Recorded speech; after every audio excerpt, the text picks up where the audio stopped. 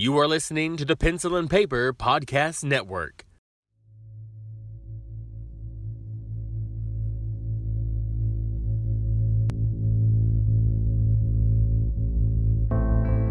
You're listening to the Horror Ramblings Podcast, the show about all things horror. We hope you enjoy the show.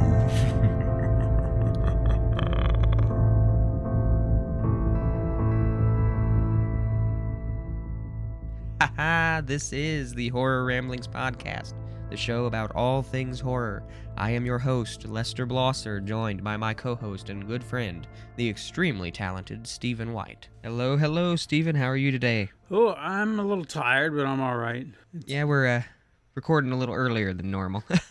And sometimes I just don't get the sleep that I require, even though I feel like I go to bed at a decent hour. Maybe I'm sleeping restless, I was actually not reading. I mean, I do read, but I saw a video the other day that was talking about climate change and our sleep patterns. It's a little scary, to think about. I know climate change is a thing. If we have any climate change deniers, hi. Also, you're wrong. I don't really want to get into too many details because there's a lot of details to break down from it, but it was a SciShow episode where they were talking about climate change, where the weather is getting warmer. It's harder for people to sleep when it's warm, so it affects our sleep patterns. We've already lost like 40 hours of sleep in our lifetime. Things like that, and you're just sitting there going, oh, wow, okay. And then what can we do? What can't we do? There's a lot, and it's a little scary to think about because it's something we don't think about.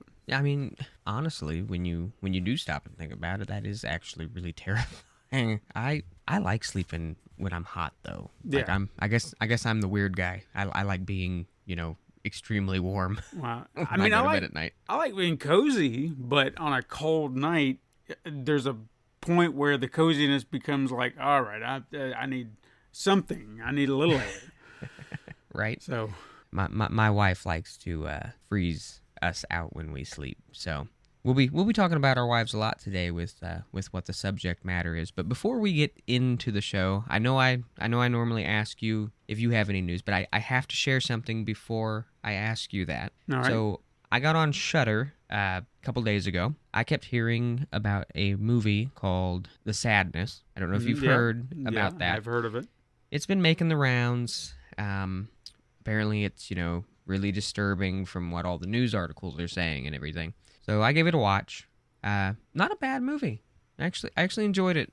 It is a little heavy on the gore factor. Okay. Maybe I'm sadistic or something. I don't know. But it wasn't quite as crazy to me as they made it out to be. Yeah. It's sort of a zombie story. I guess you could say people get infected, but they don't act like normal zombies. Right, They can still talk. They're still basically like people. But the way that the virus works in this film, it affects the part of the brain that increases rage and aggression. So the people are just themselves, but they're like the worst possible version of themselves. There's a lot of gore. They're heavy on the gore in it. A lot of foul language. More nudity than I thought they would have in it. Yeah, you don't see nudity much in horror movies these days. Or at least it doesn't feel like it. Maybe we're not looking in the right spots. Apparently not. There is a how do I describe this? It's a horror podcast. People that are listening are probably adults. There's a scene in it. I won't go into too much detail, but there's a massacre somewhere, and there's like 4 of the zombies, and they're all going at it. Okay. And you see the scene, and you're like, okay, I don't know what to think here. And there is a scene where one zombie who he stabs a girl in the eye with his umbrella. Mm-hmm. He finds her later on, and he does something very inappropriate to the hole where her eye used to be. So it's it's out there. But I watched it. It's crazy. Mm-hmm. Practical effects. So I will give it a shout out there. Some really amazing practical effects. There is a scene with hot oil in it as well. That all practical. Super cool the way they did it. If you get queasy easy, maybe not for you. If you don't like subtitles, not for you. It's one of those movies, though, where if you pay attention in the first few minutes of the film and you understand that this person and this person have this relationship and they get separated, that's really all you need to understand. Okay. It's got a good story, but it's not one of those movies that you have to focus on, I guess is the best way to put it. But yeah, if you get the chance, it's on Shudder. Check it out. And if you watch it, let me know what you thought of it. Yeah, obviously. it was one that I was kind of eyeballing because I'd heard the rumblings, but I was like, a fun time. Yeah, it's different. It's definitely different. And like I said, I know sometimes with the gore stuff, you and I have talked about this previously. You know, some of the gore stuff makes you feel just a little queasy sometimes. I know you said you've gotten more of a stomach for it. So Yeah. I think you'd be okay. There might be a few parts where you're like, maybe I should. If it's not Human Centipede 2 level, I think we're fine. Yeah, I think you'd be good then. And I'm gonna say this, I don't know what it is about like movies that are done in like Thailand or Korea or Japan or China. Whenever they do zombies, they always pick one older guy who they make into like the main zombie for part of the film, and they always pick perfectly. It's always like a creepy scene. There's an old woman in it, and there's this older man in it who are both zombies, and you're sitting there and you're watching this and you're just like, good God. And I wondered why it was called The Sadness, because it really wasn't that sad. Yeah. But then you get to the end of it and it's kind of like a bittersweet sadness. Like, I didn't feel really bad for the characters, not like I wanted to, but after I sat and I thought about it, I'm like, man, that really blows the way that it ends. Yeah. But yeah, if you get the chance to check it out, I wanted to give that a shout out. It is on Shudder. Shudder's been doing a lot of great stuff. I mean, we've got Joe Bob Briggs back too, so you know, that's always a good thing. Did you see the latest episode? I have not seen the latest episode, but I have seen a bunch of tweets. I've seen pictures from it, everything else. It looked like it was one hell of a ride. It was interesting. It was unexpected choice, like one you would kind of expect, but the first film that they aired this week was. I'm so glad that it wasn't a situation where he could have. I don't think he would have shot away from it, but Shudder could have been like,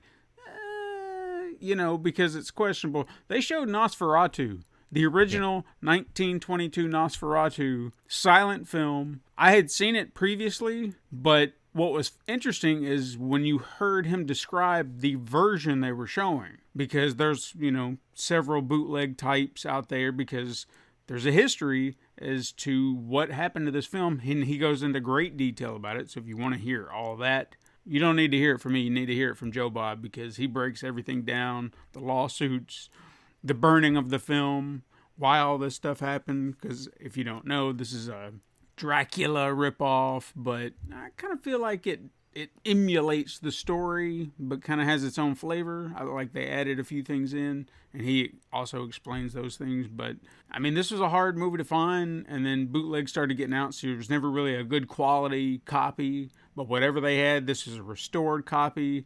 The version I watched had the organ music, like the church organ music, and I'm almost positive it started with that dun dun dun dun, and then they use public domain, organ music throughout, and you just kind of watch it that way. And it was a rough copy as well. This was clean, had a restored composition from the original composer, which just elevated the music or the film even more.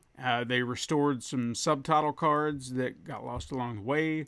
They had the print timing had been, I guess, restored comparably, because they cranked it like 14 frames per second. We watch it like 24 frames per second, so they found a way to get it timed appropriately. It was just a delight, And I honestly feel like even if you've never watched a silent film or don't think you want to, give this one a watch, because I think it would surprise you, And I have to give Joe Bob Briggs credit there.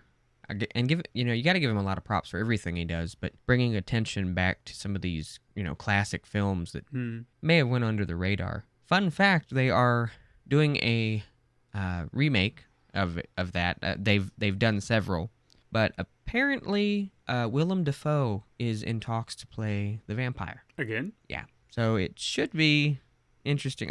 You could put Willem Dafoe in anything, and I'd watch him. Mm-hmm. Honestly, but yeah, I had seen them talking about it on Twitter. I'd seen some hashtags trending. I can't remember the one. They were saying "fuck someone," and I can't remember what it was off the top of my head. And the costumes. They wore some costumes. Mm-hmm. Yeah. Everybody kept saying that Joe Bob Briggs was wearing pimp shoes. Yeah, he was. He had some big gold clodhoppers on. That's for sure. But how about anything new in your world? Anything you're working on? I know the last time we kind of talked, you had some things kind of under the radar. Is there anything kind of new you've been working on? Anything you'd like to talk about? No, not at the moment. I did do a little revamping of some icons and stuff like that. Just kind of playing around with some different ideas, trying to put a little fresh paint on the barn. I have been doing the adding more blog posts. People want to check those out. I think I got into Mortal Kombat territory now. One other thing that I did want to talk about, which is not mine related, but I found it to be interesting since we had discussed Tubi, I think one of the last times we recorded. Mm-hmm. Are you aware that they were doing original programming now? Because I didn't. I had seen an article somewhere where they were going to take some classic 80s horror film or something, and they were going to do an original version of it, but I didn't see a whole lot of details about it. Well, I have the name of that said 80s franchise, Terror Train. Really? I saw a trailer for this, yeah. So they've already released a trailer. It says to be original, and I'm intrigued enough. I mean, Terror Train, I won't say was like a super, oh my God, classic horror film. I mean, it's a good slasher for what it is, I suppose, but, you know, it has its flaws, to put it mildly, and I'd like to see if they would do something, you know, different with it, if they would kind of go the same route, because it also has one of those, I mean, I guess it's a twist ending, you know, depending on how you look at it.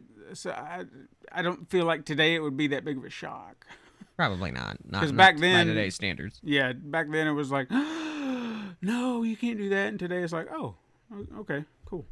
Speaking of Terror Train, I believe there is an episode of it's on Shudder. Creepshow. Yes. I believe there's an episode. This gentleman makes a device that can basically put him into the movies, and I believe it's Terror Train that he goes into because he's obsessed with that movie. Because one of the women in that movie he's absolutely in love with. Oh, okay. Have you watched Creepshow on Shudder yet? I've watched 1 or 2 episodes, and I don't know why I've not come back around to it. I think I just forget about it, you know, like you have all these other things going on, and it's like, oh yeah, there's that. Because while I'm thinking about it, this should kind of fit in the same realm of this. Love, Death, and Robots on Netflix. Yes. We had recently watched the first 2 volumes of that, and that's some...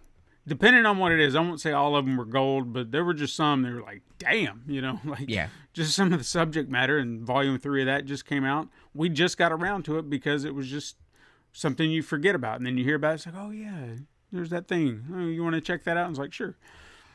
And I actually still have not gotten to the latest volume of it. I will admit my favorite video that they've done is the Christmas one. Yeah. Where the monster like pukes up the presents and everything.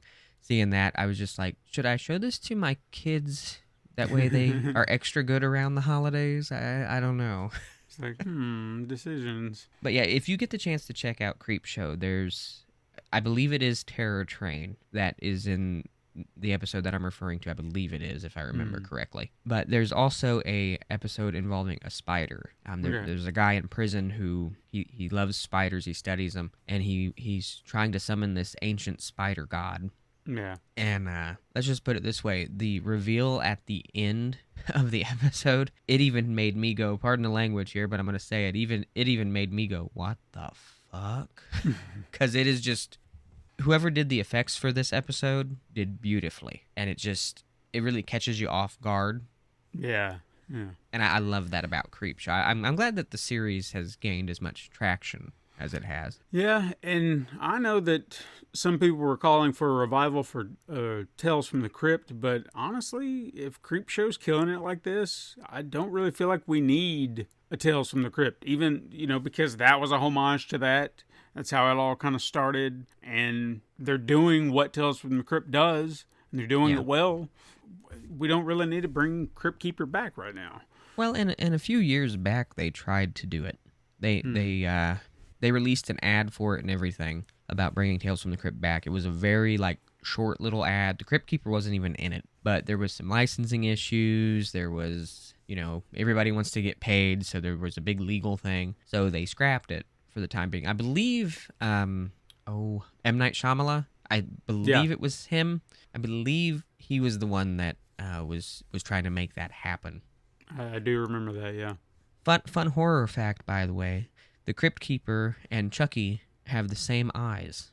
After the first Child's Play, they actually had pieces from the Chucky doll, and when they made the Crypt Keeper, they used the eyes from the original Chucky doll. Fun fact there of the day. I remember that, yeah. But I guess we could get into the bulk of what today's discussion is going to be, because most of these things that I like to watch, I have to watch on my own, because I married a wonderful woman. I love my wife to death, but my wife does not like horror films. She doesn't particularly care for movies at all. I think there's maybe 2 or 3 horror movies that she might actually enjoy a little bit. I know she enjoys the Candyman movies, but that's about it as far as that goes. And I went to school with your wife. Your wife has been about the same, I would say, since the time that I was in school up until now. It sounds like she still does not like necessarily watching horror films. They aren't her absolute favorite thing, but I can convince her to at least give one a shot. I think she started to appreciate them just a little bit more as time has gone on. The more I've shown her, there are ones that's off limits, I'm not doing it, and then there are others she's like, if I just happen to be watching it, she might pay attention. If it sucks her in, great. If not, she's already playing on her phone or whatever, so she's already checked out. The movies on the drive-in, we at least watched the first movie together, and she watched Nosferatu with me, and she, you could kind of see her nodding along. It's not like she could need to follow along with the dialogue or anything, but she enjoyed the music. I know that much. Yeah. So that's kind of nice that she'll at least, even if she's not 100%, she's there. She's kind of like.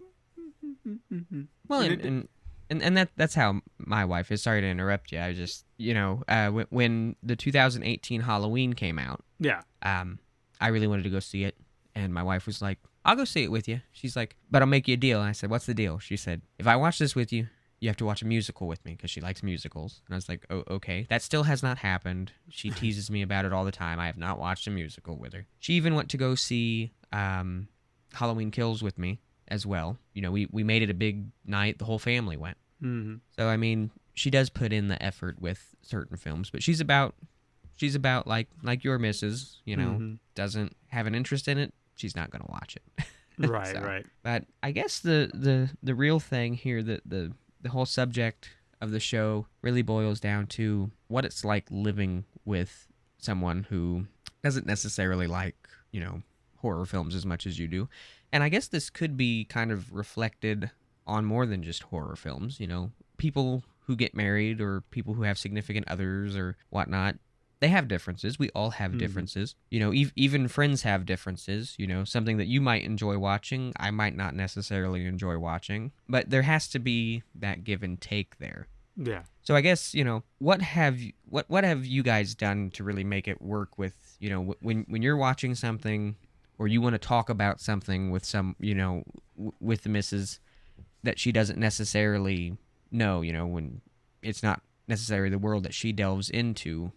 How do you guys go about that? Because everybody has their own methods. Well, at least I can speak to this from 2 different angles, because my current wife is not my first wife, and I did have a difference of opinions and agreements with my first wife that also stemmed from this very thing. Horror movies.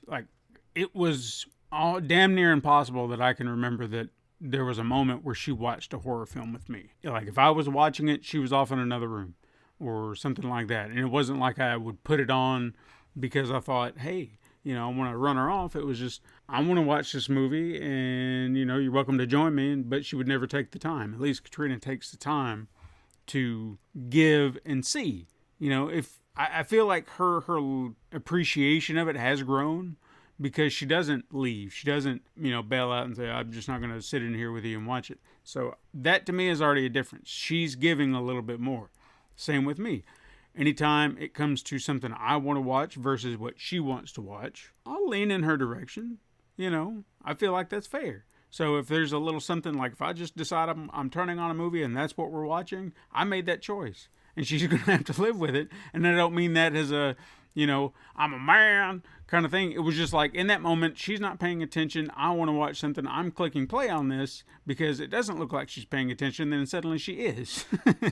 And she's like, what are we watching? And I was like, what are we watching? You were watching your phone 2 seconds ago. What are you talking about? So that's what I mean. When it comes to when she actually wants to make a decision on what she wants to watch, I will pass the torch to her and say, hey, what do you want to do? So there's that. You give a little, take a little, give a little, take a little. And that's how horror has been with us. I wanted her to like it. I knew of her proclivities against it. Because, she was just like, I don't want to, And she'd tell me horror stories about, I think her sister has got this deep, innate fear of zombies that she's recently started to overcome. And it stems from something. I get that. So most horror movies she will enjoy, but ghost stories. Ghosts seem to be like her Achilles, like deep rooted haunted house kind of stuff. The kind of eerie stuff. I think the Conjuring was one that she just, those movies is like, no, it's too far. I can't deal with it because there's something deeply rooted there that she has a belief in. Yeah. And that just terrifies her. I get it. I can overcome snake horror films, but I don't feel like that's the same. It can be, I guess. I guess I get a little bit more fascinated with it. Kind of like great whites, I know that they're not monsters. I'm fascinated with them. I would love to be like there to watch, but I'm also terrified of them at the same time because they're, big man-eaters and they could kill me. And I've seen the damage they can do. But I'm fascinated nonetheless. Same with snakes. I'll watch a nature documentary about them all day, but do not put one near me. Makes sense. So, yeah, it really comes down to just finding a balance. You're not always going to agree, and that's fair. Like even like little things. There are things that I want to do for my health and my benefit that she doesn't necessarily want to do. I've been trying to move into like plant-based things, food, just to kind of give you an example of one recent that I can remember. I found Beyond beef jerky and I took a bite and I was like, this is actually really good. It tastes like beef jerky. It's got the texture and everything. Gave it to my wife and said, here, try some. She goes, "Bleh." And I was like, what are you doing? She's like, that does not taste like beef jerky. I was like, the hell it doesn't. So we've already got this thing. But I'm not going to force that on her. Yeah. I'm not going to force that on her. So there's a deviation that we have to. She can respect that even though she spit out my jerky. But there's a respect there. You find that give and take. You find that balance. And it can work. Yeah. Now, it's funny that you brought up The Conjuring because my wife, Samantha, she is the most logical person I know. If she can't explain it, she wants nothing to do with it. And that's fair. Slasher films, she will watch. Her biggest thing with that is how easily people seem to get killed because we'll sit there and we'll watch a movie. If I have a slasher film on, even when we went to the movie theater to see Halloween and Halloween Kills, she's sitting there and she's like, why the hell did that guy run that way? Why did this guy do that? That's the dumbest decision anybody's ever made. Why would they do this? And some of the more violent scenes, she's like, I'm pretty sure that guy died the first time we hit him. What's with all the overkill? And, I'm sitting there and I'm laughing because she's making valid points. Yeah.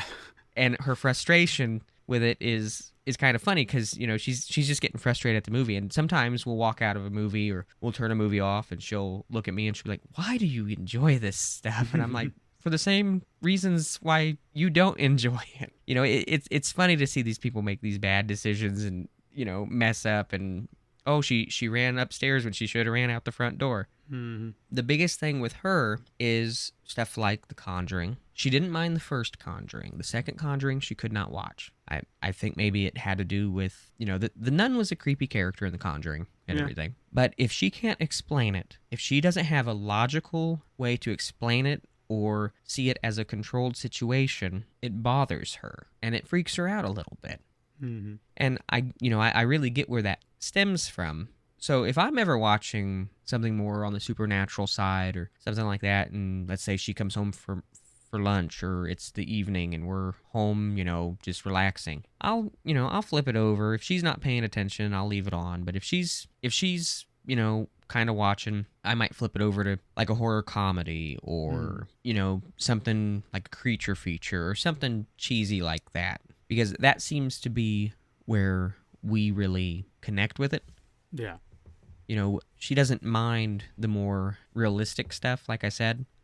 One character, which you will have to take this up with her the next time you see her, and I hope you give her hell for it. She has a extreme dislike for Jason. Okay. Yeah, you're going to have to take this up with her. All right. She gets frustrated about the same things that, some people get frustrated with about the character. He's walking. How did he end up all the way on the other side of the camp chasing the campers and this, that, and the other, I showed her a scene, I believe it's Jason Takes Manhattan, when the guy's running from him on the boat and he climbs up to the crow's nest and Jason's in the crow's nest somehow. And, he stabs him.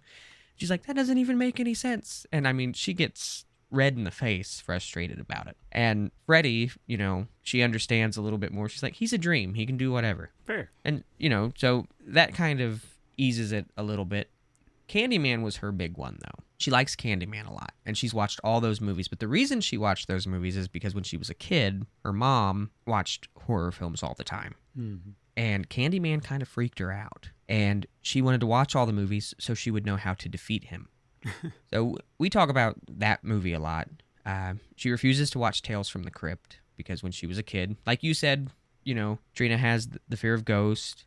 Her sister, zombies, it stems from something. When Samantha was a kid, her grandma used to have HBO on, and Tales from the Crypt would be on. And she was a little kid. She would wake up in the middle of the night to the Crypt Keeper laughing and, these terrible things up on the screen for a kid, By today's standards, you watch this stuff and you're like, why was I ever, afraid of any of this?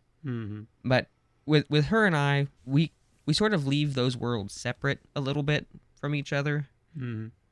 She will watch some horror films with me. I don't force it upon her or anything like that. But if she watches something like that with me, we normally try to watch it earlier in the day. Yeah. And I try to stay away from more of the supernatural stuff. And then, the next 3 days, we'll sit there and we'll watch, like Law and Order or Blue Bloods or stuff like that, because that's what she enjoys stuff like that, and documentaries, horror documentaries. I really want to get her into that. Cursed films. Yeah, because she loves that behind the scenes stuff. We go to the conventions all the time, and we'll walk through the conventions, and she's like, it's crazy. Half the people that are here because of a movie that they were in. I know them as actors, I know them as directors and writers and whatnot, but I've never seen the movies. and it's kind of funny, but she will ask me questions about it, and I will tell her about the movies. And sometimes when we talk about them, there's certain ones that she's like, yeah, I think I would like to watch that. But it's never been like a selfish thing or anything like that. I know that there's certain movies that I can't watch with her at home because she won't really be into it. And so if I'm home and she's at work or something like that, I'll just watch them then. Sure. I set that time aside to get my fix on that stuff. TV series, though, I think is where it will really be at. Like you said, cursed films. Even things like The Strain. I wanted to watch The Strain with me because I really love that show. And we haven't gotten to it yet. But she does a lot better with television series and series in general, just because she doesn't have the patience to sit and watch a whole movie usually. It's just not the way that she was raised. So again, like you said with Trina, it's a little give and take. We kind of swap things out, and we watch things together when we can. We kind of separate it when we can't. Right. So I have to ask this about Trina, because I don't remember us going to a lot of like haunted places, or we never did that stuff when we were in school that I remember too well. Is that something that she's more into? Do you guys ever like hit up haunted attractions and stuff like that, or we haven't personally like together, but I know she has gone with other friends. She's gone with my daughters at one point.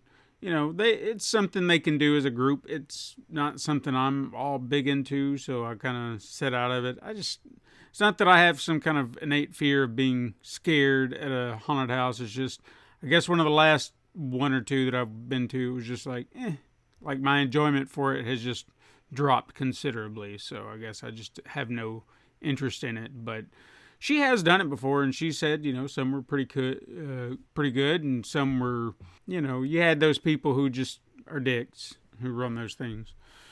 So yeah, I used to work at one. I was kind of a dick when I worked there, so I can't say anything. It was you. Might have been actually.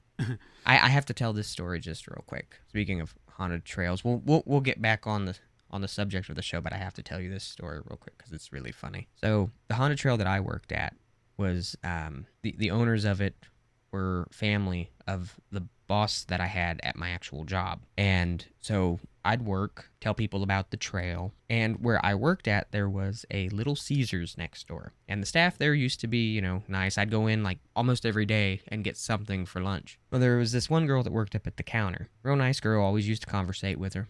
I told her, I was like, I'm working at this trail, you guys should come out sometime. And I gave them all cards. Well, they made their way out to the trail, and I was in prime Freddy mode, and I scared this girl so bad, crying, everything else.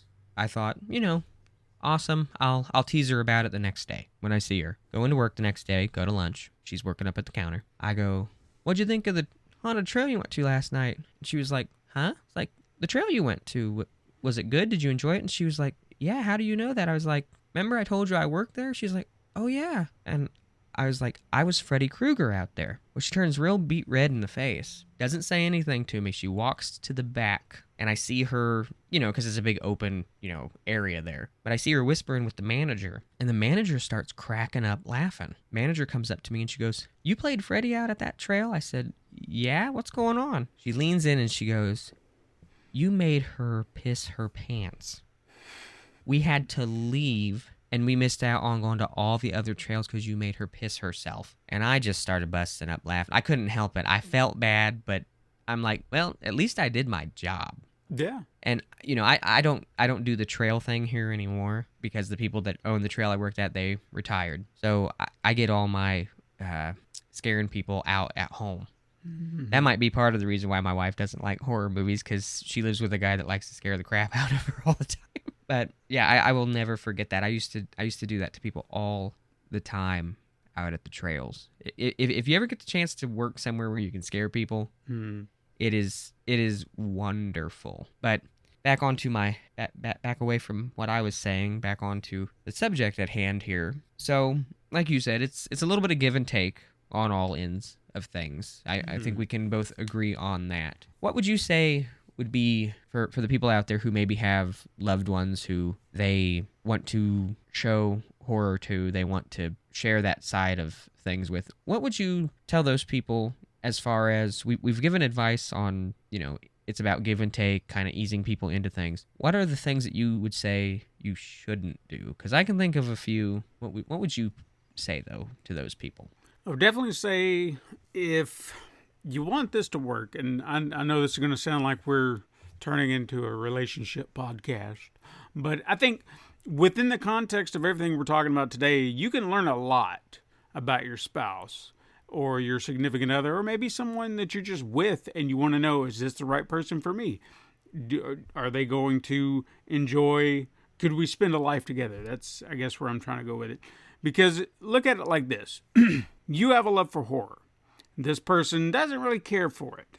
If they are willing to give it a shot, then that's something to consider. They are doing something they don't like for you. If they can't give you an inch, and this is a two-way street, kind of keep that in mind too. So they're going that extra mile for you, you're going to have to do the same in kind. If that person won't do that, just at least attempt it, then that's a flag. That's something to consider. It's like they're not willing to give a little for me. I'm giving, they're not. That could be a moment where you're sitting there thinking this isn't going to work. Because I feel in every situation, like we said, you're not going to agree on everything. You're not always going to find common ground.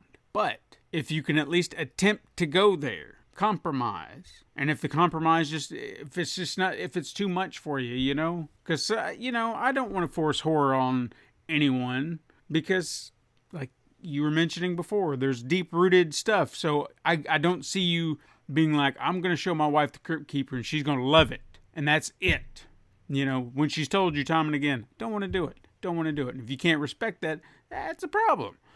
So that's something to consider in all these situations. If the person you want to be with, if they have to be a lover of horror, then maybe the relationship isn't going to work. But if there is some sort of level playing field somewhere in there that you can find a happy medium for, take it. You know what I'm saying? My wife, I knew for a fact, the Resident Evil films, that whole series of films directed by Paul W.S. Anderson. I watched the first two, I was done. I was like, this film series is not for me. But I knew my wife would love them because she was a huge fan of like Underworld, kind of had that same vibe. And she was actually talking to me about it the other day. She's like, have you ever watched the Resident Evil movies? And I'm like, the first two. And she's like, I kind of want to watch them. I just, I don't know if I'll like them. And I said, no, you'll like them. And she's like, you think so? I was like, trust me, you'll love them. Because I know that sensibility, it kind of teeters this action horror element. So I knew she would love it based on things she's told me before. And I found them for her on Hulu. I said, go to town on them. You can watch them when I'm not here. She does. Boom. She loves them. So, and I don't have to be there for that.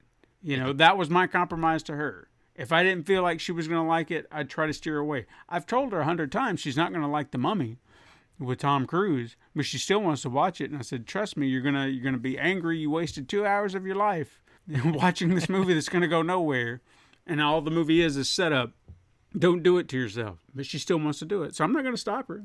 I'm just trying to be a good husband and be like, don't do this to yourself. There's other things, better things out there to watch. Well, sometimes lessons need to be learned, I guess. Yeah, exactly. So, you got to let the cow touch the electric fence, as someone possibly said at one point.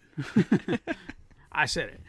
But yeah, it's all about finding common ground. In any relationship, that's the beauty of it. You cannot expect to agree on everything. But if you can be there with that person, whether it's watching horror films, watching musicals, whatever it may be, and you just enjoy being with one another, that's what matters. That's what matters.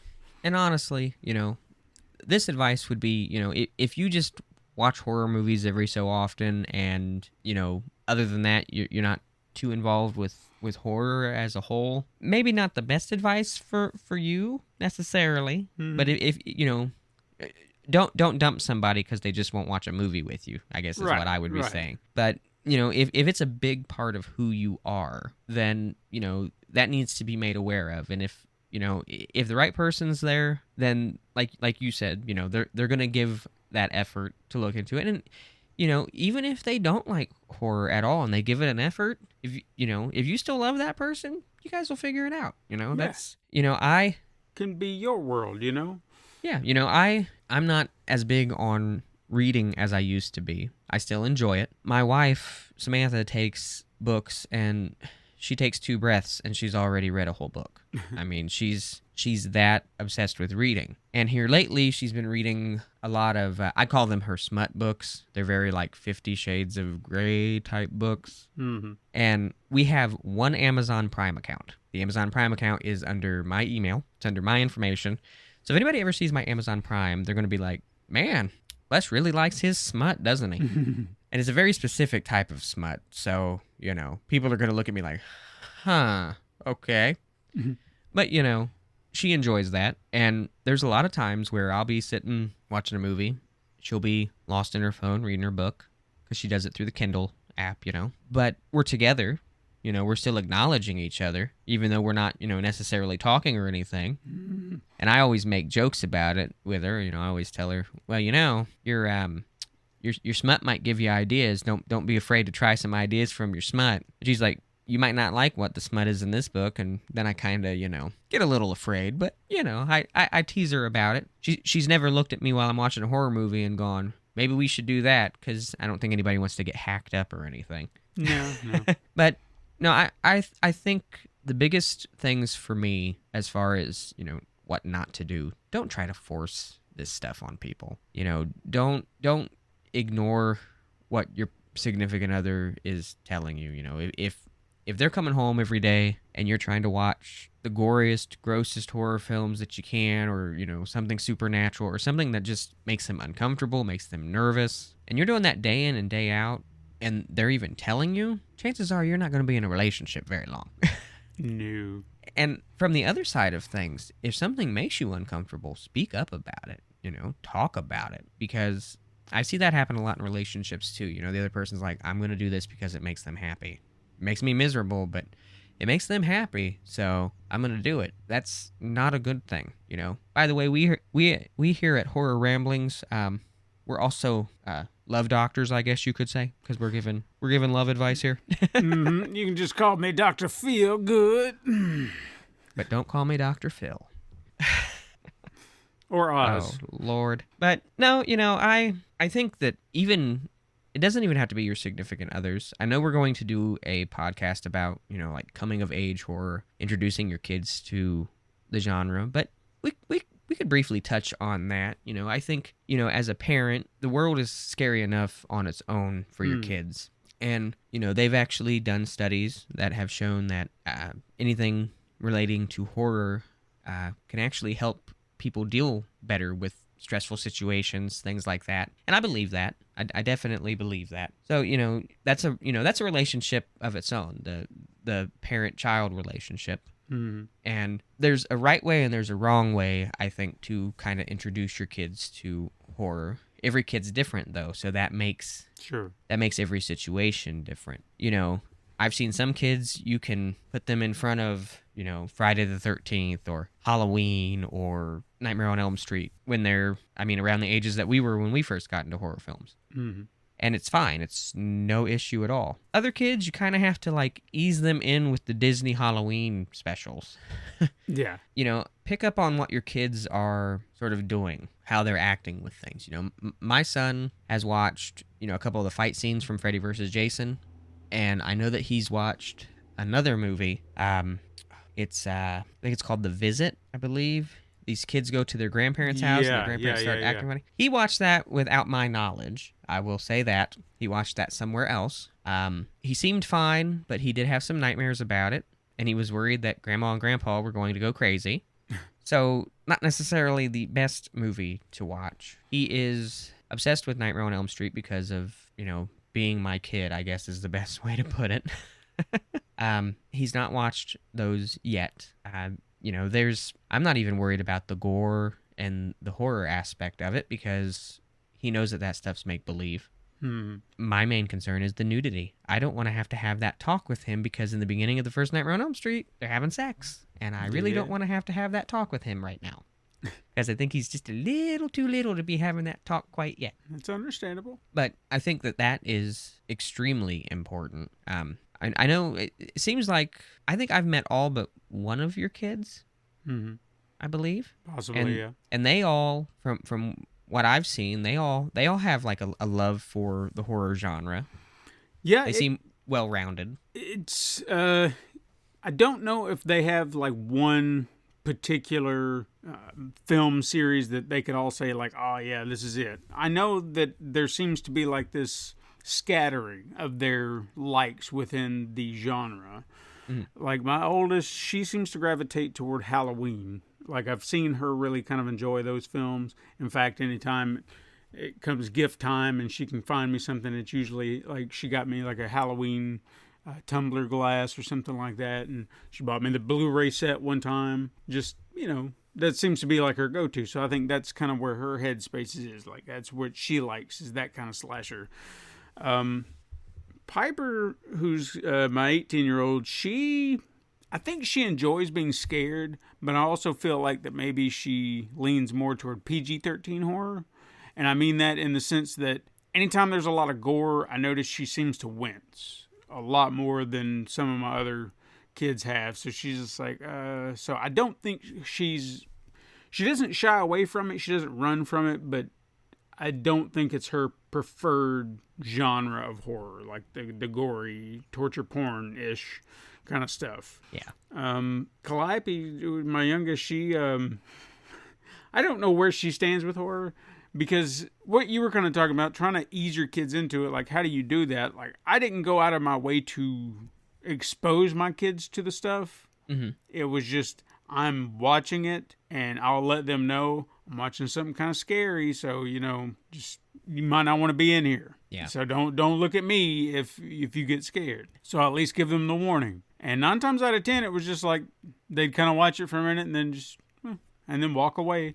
And if they happen to be in the room with something gory, I never got a glimpse where it just like affected them too much. Maybe there was one time, I think, when one of my oldest, I was exposing them to Jaws, and that same scene where I had an issue, they had an issue. But it was more like the terror just hit them too hard, and it freaked them out, because the entire movie they were just like this, just nodding their head around, just like, yeah, I'm into this movie. And then that moment was like, ah, like that adrenaline rush there. Yeah.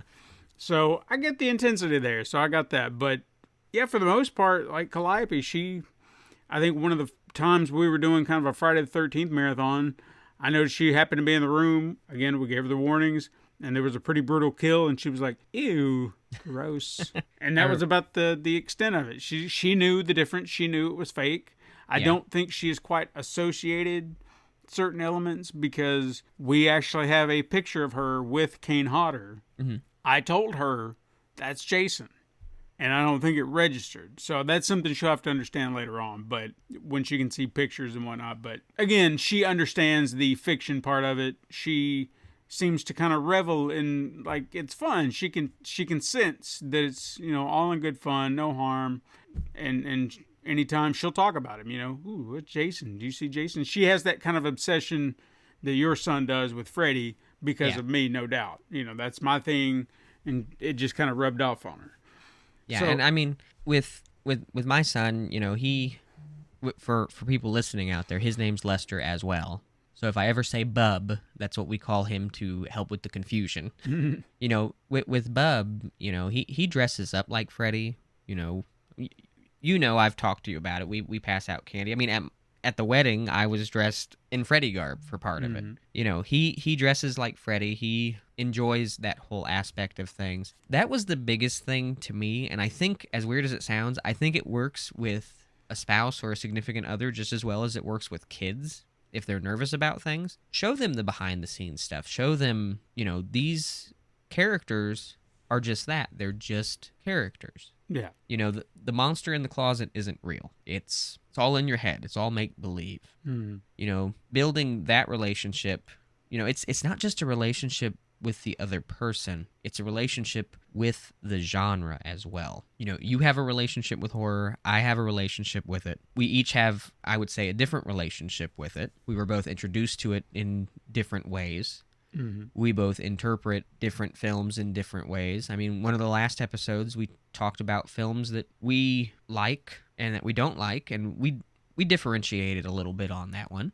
Mm-hmm. And that's completely fine. That's the beautiful thing about it. You can like different things. You can have that relationship with the genre itself as a whole. And I think when you present that to other people, when you present that to your kids or to a spouse or even a friend, if you help that person connect to it, or you help them see the way that you connect with it, I think that helps them get to know you even better.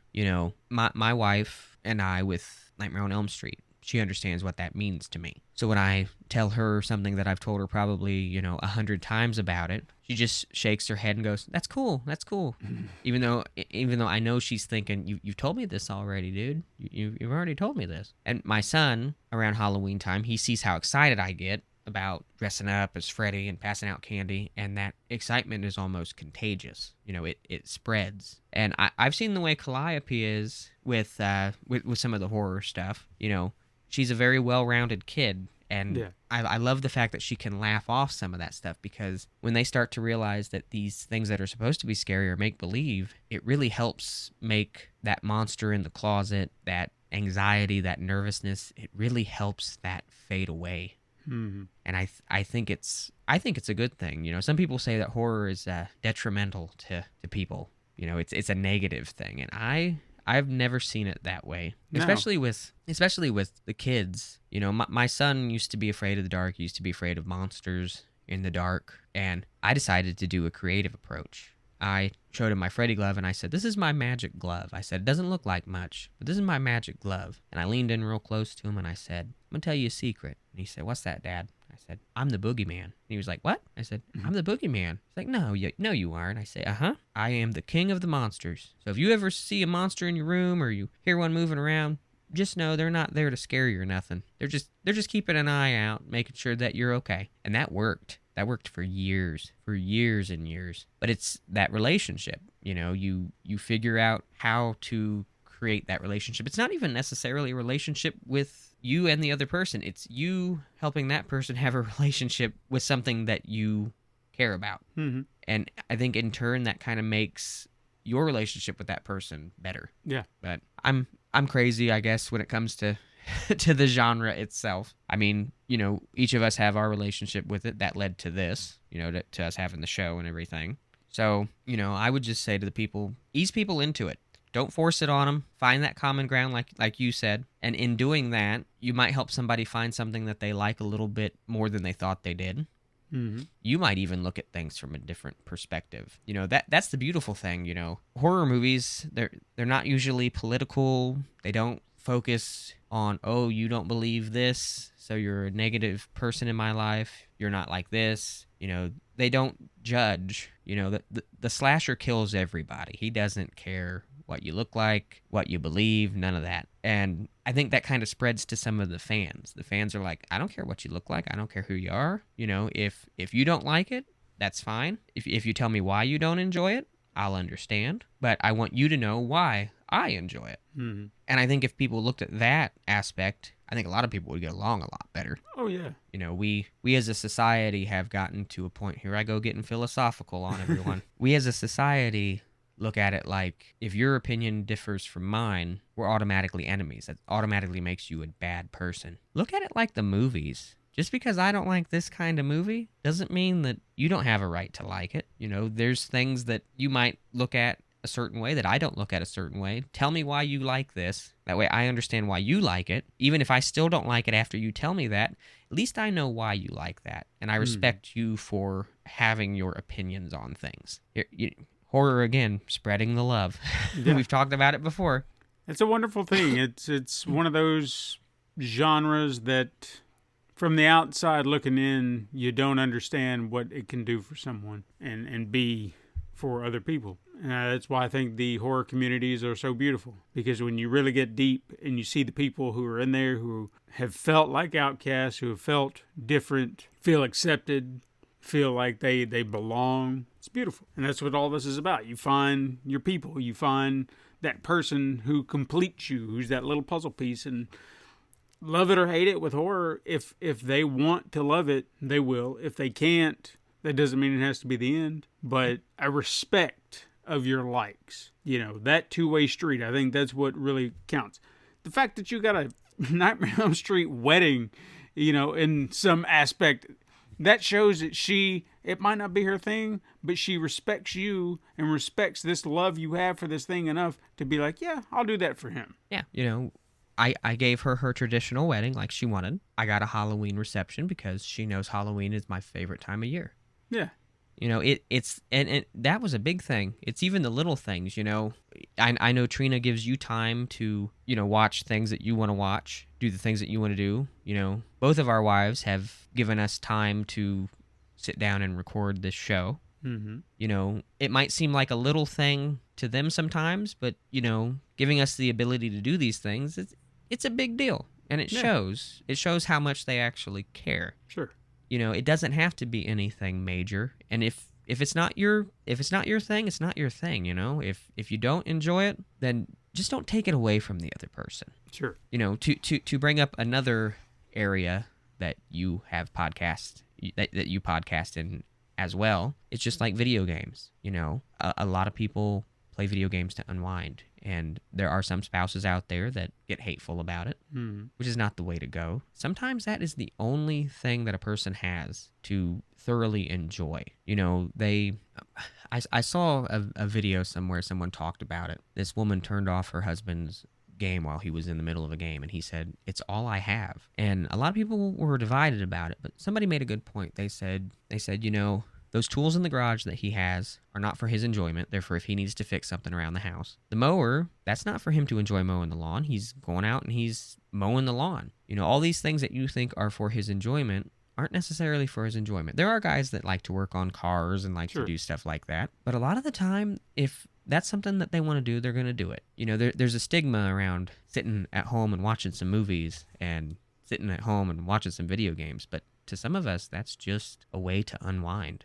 That's the thing that we have that we don't have to overthink. We don't have to overanalyze. We don't have to look into those things, as much as the rest of our life. And to give your partner the time to do those things, to be themselves, that's the biggest thing. You can try to do those things with them. If you want to play video games with your spouse, tell your spouse, like, can I play this with you? Can I sit? Can I watch you? Can I do this? Can you tell me about this game? Or can you tell me about this movie? Can you tell me about what this is? Or, I love the way that Samantha does it. Sometimes we'll be watching a movie or there'll be a horror movie on and she'll go, "What have I seen that actor in?" And then I go on like a 20-minute spiel about all the stuff this actor's been in. And I love just spewing out useless knowledge. It's my favorite thing to do. And she knows that. And then I'm done talking about this and I'm all excited about things. And she just kind of grins and, I'm like, "What are you grinning about?" And she's like, "I just love when you do that." It's the little things, As far as I'm concerned, people out there listening, take the time to make your spouse feel special. Take the time to talk to your kids, talk to your spouse, find out what their likes are. Even if you don't understand it, just let them talk about it. And if it's not for you, give them the time to, be them. But I'm about out, I think. I don't know what else I could say because I think we actually summed it up pretty well. Is there anything that you would like to say? No, I think we've hit all the beats. I can't think of anything we overlooked. Well, I'll say relationships. I'll say this for the horror community out there. If any of you have any horror love advice, or you would like to maybe mention some love that was in a horror movie that you really appreciated, just rare. yes. Tweet us about it. You can find us Horror Ramblings on Twitter. We have an Instagram now. Mm-hmm. You can find it all on pencilpaperproductions.com and check out all the stuff on Pencil Paper Productions. Don't just go there for Horror Ramblings. There's so much good content on there. You've got so much to do. Steven is a busy guy. He does a lot of great work. Show him some love. Listen to his shows. Watch his videos. You guys will not be let down. But other than that, I will let you do what you do best, Steven. Tell the people where they can find us. All right. Well, if you've got that love advice he was telling you about, just, if it's simple enough, you can just hop over to Twitter at Horror Ramblings and pop some knowledge down for other people in the horror community. But maybe you got more to say and a tweet just won't do. In that case, you can send us an email at horrorramblings@gmail.com. If you love social media, follow us on Facebook. Join our Facebook group. Hang out with fellow horror fans like yourself and talk about things horror. Maybe you need that community in your life and you didn't know where else to go. Well, we got you covered. You can find us on Instagram, as Les said. See an assortment of horror images. We're kind of getting it up and running now. Maybe you'll see, pictures of posters from, great horror movies past. Maybe you'll see us hanging out with some horror icons. That would be fun. If you want to say nice things about the show, you can head over to Apple Podcast app. Leave us one of those beautiful 5-star reviews. You get to express your feelings and help the show grow at the same time. And you can do that very same thing on Spotify if you're so inclined. It's all appreciated. But most importantly, tell your fellow horror fiends to search for Horror Ramblings on their preferred podcasting platform. If we're not there yet, we are working on it. If nothing else, you can keep up with any and all things at pencilpaperproductions.com/horror-ramblings. Links are in the show notes for your convenience. And other than that, guys, make sure you stay spooky out there.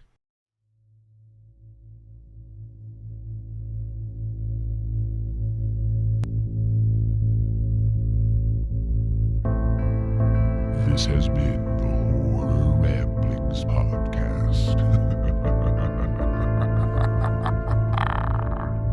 Join us next time for even more.